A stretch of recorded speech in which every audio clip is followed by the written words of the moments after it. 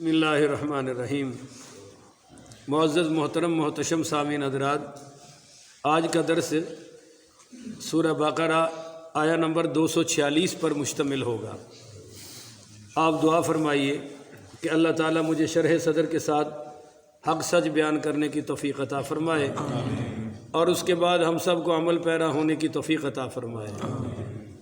آپ ماشاءاللہ قرآن پاک کی تفسیر سن رہے ہیں، سمجھ رہے ہیں، علم قرآن حاصل کر رہے ہیں۔ ایک بنیادی بات ذہن میں رکھ لیں کہ قرآن پاک زیادہ تر یہ نہیں بتاتا کہ سن کون سا تھا، مقام کون سا تھا، یا وہ بندہ کون سا تھا، قوم کیا تھی۔ اصل میں یہ مقصد نہیں ہے قرآن کا کہ قرآن آپ کو کوئی تاریخی یا دنیاوی معلومات دے۔ اصل مقصد ہوتا ہے قرآن پاک کے بیان کا کہ اس سے جو سبق مل رہا ہے اس سبق کو حاصل کرو، جو اصل پیغام ہے اس پیغام کو وصول کرو۔ تو چونکہ وہ کسی کا ذکر نہیں ہوتا تو پھر مفسرین میں بڑی بحث ہوتی ہے، آپ نے کچھ اور سنا ہوتا ہے، اور میری کوشش ہوتی ہے کہ زیادہ تر بحثوں کی بجائے جو عملی میدان ہے اس پر زیادہ سے زیادہ بحث کی جائے، جس سے مجھے بھی سمجھ آئے اور آپ کو بھی سمجھ آئے، مجھے بھی فائدہ ہو اور آپ کو بھی اللہ مجھے بھی عمل کی توفیق عطا فرمائے اور آپ کو بھی عمل کی توفیق عطا فرمائے، آمین۔ دوسرا حضرات، یہ قرب قیامت کا دور ہے، اس پر آپ 2 شکرانے کے نفل پڑھیے کہ اس دور میں اللہ تعالیٰ نے ہمیں یہ چیز عطا فرما دی۔ یقین کیجئے، ضرور پڑھیے اور خوشی میں کچھ صدقے خیرات کیجئے کہ اس دور میں اللہ تعالیٰ نے ہمیں قرآن کے ساتھ بیٹھنے کی توفیق عطا فرما دی۔ جب کہ یہ قرب قیامت کا دور ہے، فتنوں کا دور ہے، ایسے ایسے فتنے آئیں گے جو نہ کبھی ہم نے دیکھے ہوں گے نہ سنے ہوں گے، اور اب فتنے ہی آئیں گے اور بڑھتے ہی جائیں گے، چھاتے ہی جائیں گے، حتیٰ کہ حضرت مہدی رحمۃ اللہ علیہ تشریف لائیں گے اور سیدنا عیسیٰ علیہ السلام تشریف لائیں گے اور جہاد کریں گے، دجال کا قتل ہوگا تو پھر اسلام کا غلبہ ہوگا۔ اس سے پہلے جو اسلام کے غلبے کی کوشش کریں گے انشاءاللہ وہ قیامت والے دن صحابہ کے قدموں میں اٹھائے جائیں گے، اور جو نہیں کر رہے وہ دجالی قوتوں کا ساتھ دے رہے ہیں۔ ایک آج آپ کو بہت قیمتی نسخہ دے رہا ہوں، بڑا قیمتی، بڑا لطف آئے گا آپ کو ساری زندگی، اور انشاءاللہ ایمان بھی سلامت رہے گا۔ آج کل ہر باطل فرقہ کوشش کرتا ہے کہ دلیل قرآن سے دیتا ہے۔ بولیے، دلیل قرآن سے دیتا ہے۔ آپ حیران ہوں گے کہ مرزائی بھی قرآن سے دلیل دیتے ہیں۔ جو آیت ہم پڑھتے ہیں ختم نبوت پر، وہی اسی کو پڑھتے ہیں اور مطلب اور لیتے ہیں۔ وہ ہم کہتے ہیں نا خاتم النبیین، کہ خاتم کا معنی آخری، اب ہم یہاں کیا کرتے ہیں، اور وہ کہتے ہیں ختم اللہ علی قلوبہم، ختم کا معنی مہر ہے، اور مرزا معاذ اللہ مہر نبوت سے نبی بنا ہے، وہ ختم کا معنی مہر لے رہا ہے۔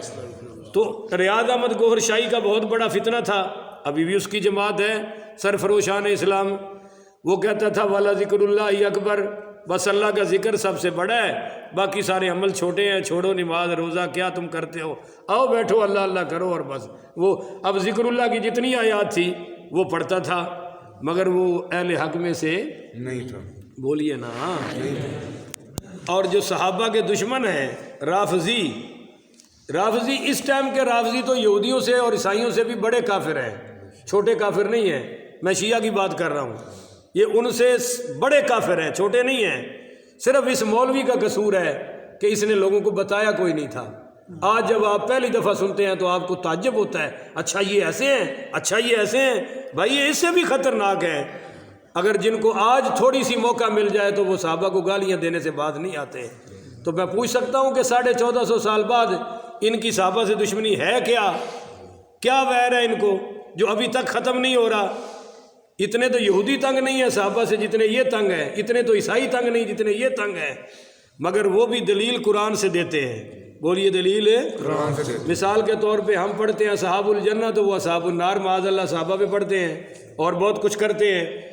اور جتنے بھی دوسرے فرقے ہیں جو اہل حق میں شامل ہیں، بولیے نا، اہل حق میں شامل نہیں ہیں، باطل ہیں، جھوٹے ہیں، وہ بھی قرآن پڑھتے ہیں۔ ایک عام آدمی پریشان ہو جاتا ہے۔ اور ایک اور بھی بڑا مسئلہ ہے کہ جس کو ہم کہتے ہیں کہ یہ بندہ ٹھیک نہیں ہے، تو وہ آپ ان کے جلسوں میں جاتے ہیں، محفلوں میں، اب صاف ظاہر ہے جلسوں میں تو وہ گستاخی نہیں نہ کرے گا، اس لیے تو میں نے کہا نا بھی شیعہ کی بدماشی تو حد سے بڑھ گئی ہے، وہ تو جلسوں میں بھی گالیاں بک لیتے ہیں۔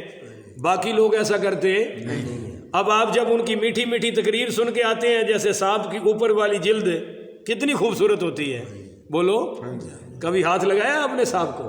میں نے 2-3 مرتبہ پکڑا ہے، اتنا ملائم ہوتا ہے کہ ہاتھ میں پکڑنے سے لطف آ جاتا ہے، اور ہوتا بھی بڑا خوبصورت ہے جلد وائز، مگر اندر کیا ہے؟ سارے بولیے زہر ہوتا ہے، زہر۔ اس زہر کا پتہ اس کو چلتا ہے جس کو ڈنک کے لگتا ہے۔ اس لیے ہم کہتے ہیں آپ کو باطل فرقوں کی نشاندہی کیوں کرتے ہیں؟ کہ آپ زہر سے بچ سکیں۔ بولیے زہر سے۔ ایک جگہ میں تقریر کرنے گیا تو میں نے وہاں کوئی فرقوں کے خلاف بات کر دی، بعد میں ایک سوٹڈ بوٹڈ آدمی آئے، کلین شیو تھے، ٹائی شائی کوٹ شوٹ سارا کچھ پہنا ہوا تھا، تو شکل سے لگ رہا تھا کہ کوئی آفیسر ٹائپ آدمی تھا، اور بڑے مہذب طریقے سے بیٹھ کے کہنے لگا مولانا صاحب آپ بڑے عالم ہیں، بڑی اچھی گفتگو کی ہے، پر آپ نے فلاں فلاں فرقے کے خلاف کیوں بات کی ہے؟ وہ تو یہاں ہے ہی نہیں، تو جو ہے نہیں آپ ان کے خلاف بات کیوں کرتے ہیں؟ میں نے ان سے کہا کہ بھئی گھر گھر میں جو پولیو کے قطرے پلائے جا رہے ہیں آپ کی حکومت کی طرف سے، پولیو آ چکا ہے گھر میں، ہر بچہ لنگڑا ہی پیدا ہو رہا ہے۔ کہنے لگے نہیں جی وہ تو اس لیے پلاتے ہیں کہ کہیں پولیو آ نہ جائے۔ اور میں کہا یہ ڈینگی سپرے کیوں ہوتا ہے؟ کہتے ہیں جی وہ اس لیے کہ وہ، تو میں نے کہا بھئی ہمیں بھی بات کرنے دو، اس لیے کہ کوئی آ ہی نہ جائے، کوئی آ ہی نہ جائے۔ انشاءاللہ یہ بچے جو سن رہے ہیں یہ کل کو بڑے ہو کر شیعہ کو مسلمان ہیں نہیں کہیں گے، کیونکہ ان کے استاد نے ان کو بتا دیا ہے کہ جو صحابہ کو مسلمان نہ مانے وہ کبھی بھی مسلمان ہیں۔ یہ میرا قرآن میرے ہاتھ میں ہے کہ اللہ کی قسم جو صحابہ کو مسلمان نہیں مانتا اس سے بڑا کائنات میں کافر ہے ہی کوئی نہیں۔ یہ کیسے ہو سکتا ہے کہ کوئی صدیق اکبر کو مسلمان نہ مانے اور خود مسلمان ہو؟ ایسا ہو سکتا نہیں۔ اب اگر ان کو مسلمان مانو گے تو خود مسلمان نہیں رہو گے۔ ہمارے اسلام کا تقاضا ہے کہ ہم ان کو مسلمان ہیں نہ مانیں گے تب صحابہ کی صف میں کھڑے ہوں گے انشاءاللہ۔ اگر ان کو مان لیا مسلمان تو پھر انہی کی صف میں کھڑے ہوں گے قیامت والے دن صحابہ سے۔ تو میں یہ کہنا چاہتا تھا، جو پیغام تھا، معافی چاہتا ہوں بات ادھر چلی گئی، کہ جب بھی کوئی ایسا بندہ قرآن پڑھے جس پر آپ کو ڈاؤٹ ہو، شک ہو کہ اس کا عقیدہ صحیح نہیں، یار بولا تو کرو کہ اس کا عقیدہ ٹھیک ہے نہیں، اس کا حل کیا ہے، آپ اسے کہو گے لاؤ بھائی قرآن، کیا کہنا ہے؟ آیت سن کے انج نہیں ہو جانا جی میں سنی والا طریقہ ہے، نہیں۔ ماشاءاللہ آپ سنیوں میں بڑے بڑے علماء محنت کر رہے ہیں، تو آپ بھی کچھ جاگے نا تھوڑا سا، تو آپ اس کو کہو بھی ٹھیک ہے قرآن پہ ایمان ہے، تم قرآن لاؤ اور کھولو، جو آیت وہ پڑھ رہا ہے 4 آیتیں اس سے پہلی والی پڑھے اور 4 آیتیں اس سے بعد والی پڑھے، درمیان والی خود بخود سمجھ آ جائے گی۔ سمجھ آ گیا جی؟ آج کے بعد یہ نسخہ آپ نے پکا رکھنا ہے۔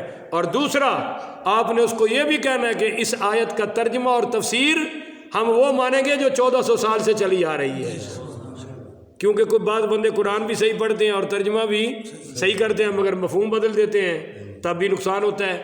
تو بہرحال اللہ تعالی ہمیں حق سمجھنے کی توفیق عطا فرمائے۔